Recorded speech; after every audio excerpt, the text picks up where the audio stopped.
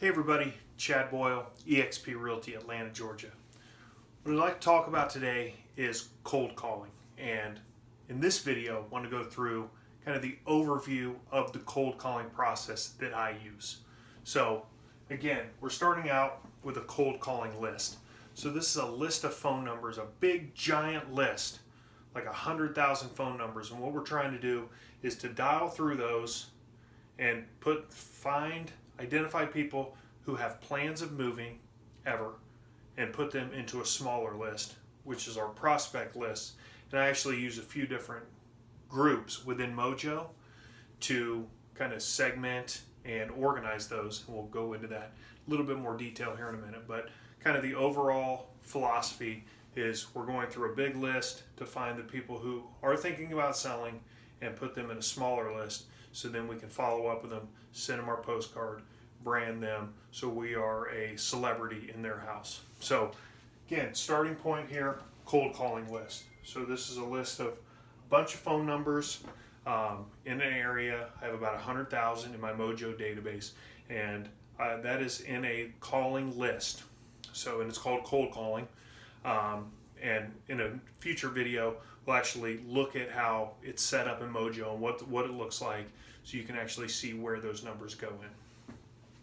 So we have this list that we're dialing through, and basically anybody who says no, okay, great, we're just gonna, mark them as a contact because we don't want to call them for another 6 months, or actually a year. So while we're dialing through this list, we're going to ring people every 6 months unless we hear from them and mark them a contact. Then we'll dial them once a year. So basically, when you have a contact and it's no, well then they're just going to stay in the list and we'll call them again in a year. If they are thinking about selling, okay, that's this here. So we've made a contact, they have plans of moving, and they know when or where. Maybe not both, but there's some outside force that's causing them to want to move. So what do we do with them? So basically what I do, they do have plans of moving, they know when and where. They're going to go into this group, and it's called P-New. So these are people who want to move. So now I want them to know me. I want them to know who I am. So what I'm going to do is I'm going to place them in this bucket P-New. And everybody who sits in this bucket, they're going to get my postcard every other week for 2 months, and then after that they'll move into another bucket called prospects, and then they'll get my postcard once a month.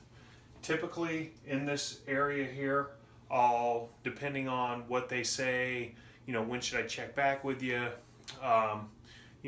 typically if they're going to move in a year, I might check back with them in 6 months.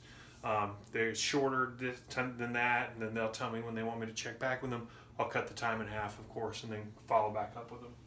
So one other thing I just want to point out here, because for cold calling, yes, we are looking who are people who are moving, but this is also an opportunity to build your database up. So if you run across someone they're just nice on the phone, they're having a nice conversation with you, they might say, hey, I don't have any plans of moving right now, but you never know.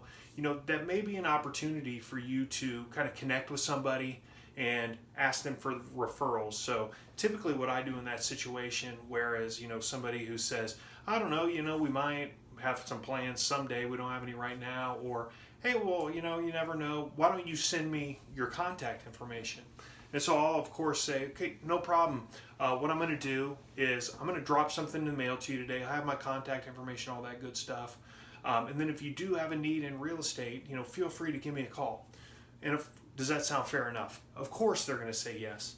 And so that's this group here. So if I have a contact, they don't have any plans of moving, but they've asked me to send their info, or they're nice and we just had a good conversation and they've shown interest, they're receptive to me sending them my information, then I'll go ahead and do that. And then what I'm going to do there with them, they're going to go in that same P-New bucket. Because the whole purpose of the P-New bucket is I want to brand these guys. So I used to send my postcard every week, but I'm just trying to really kind of play with what really works. And I think So now I'm trying sending it every other week for 2 months and then once a month after that. But basically the theory is here. If they don't have any plans, they just want the information, what I'm going to do is put them in here, this P-New bucket. They're going to get the initial handwritten note card about our conversation. Then they're going to get the postcard every week for 2 months. Or every other week for 2 months, sorry. And then after that, once a month. And so what I'm looking to do for these people is I'm going to schedule a call like 3 months out.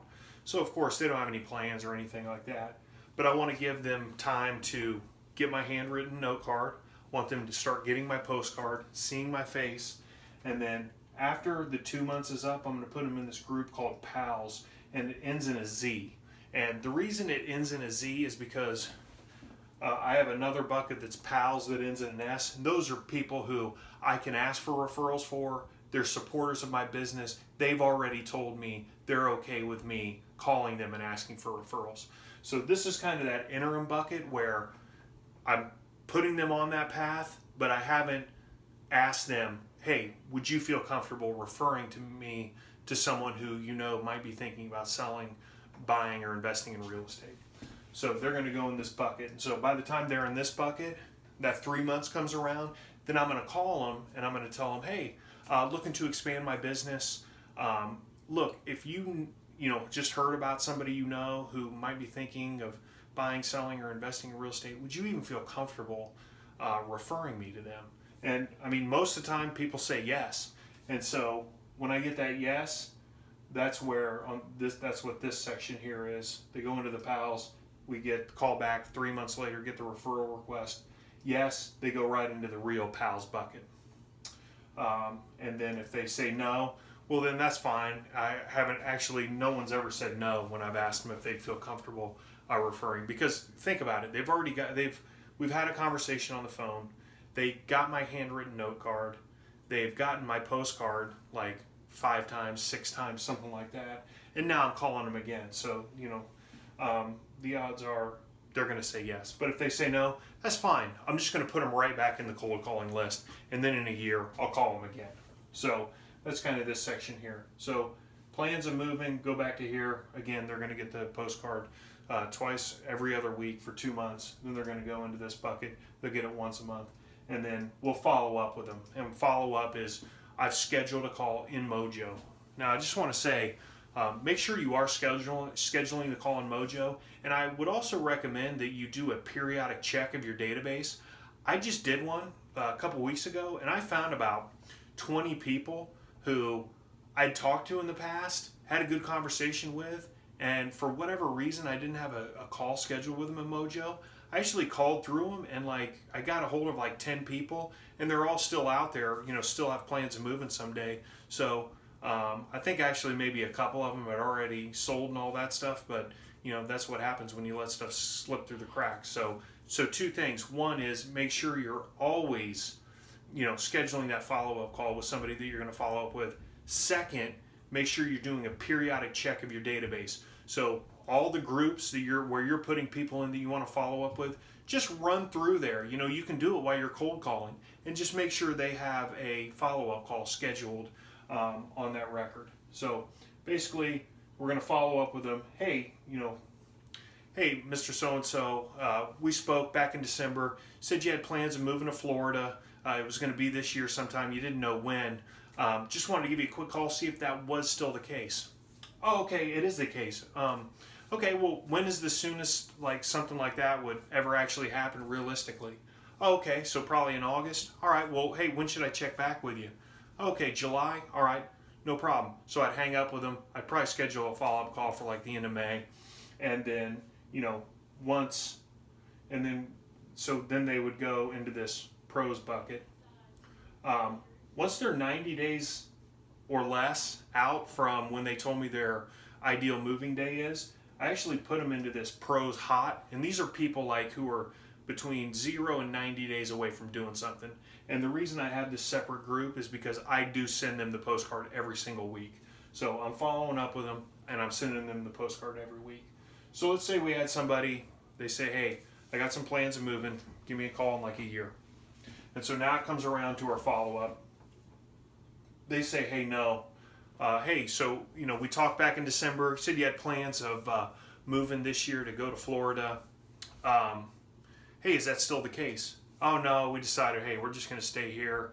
We were just freaking out because the weather was cold, and now that it's warmer, hey, we're just going to stay here. It just makes more sense. Oh, okay, no problem. Well, hey, real quick, while I got you on the phone, I did want to let you know that I am working on expanding my business, and was just wondering, hey, if you did run across someone who was thinking about buying, selling, or investing in real estate, would you even feel comfortable referring them to me? And so I go through that whole spiel with them, and because they've gotten the note card, because they've gotten the postcards, they are going to feel comfortable. They're going to say yes. And again, then they'll go into this pals with the yes bucket. And then, or if not, they'll just go right back in the cold calling list, and I'll call them again in a year. So this is kind of the flow chart here, if you will, of cold calling using Mojo. So if you have any questions on that, give me a call, put a comment in here. Make sure you subscribe to this, because we're going to do a follow-up video of how this plays out in Mojo, because this is kind of just a flow chart, how things work and the process. But what we'll go over in the next video will be actually how does this look in Mojo, and what groups are set up, and what's in there, and why do I have separate groups, and all that good stuff. So appreciate you watching. Again, hit the subscribe button. Really appreciate it. If you have any ideas or something you're struggling with Mojo, or hey, does Mojo do this? Reach out to me. Hit me up on Facebook. Leave a comment here. I'll be more than happy to do a video for it. I've already done videos on, hey, how to set up Mojo, how to set up an action plan. Now we're doing kind of the cold calling process using Mojo.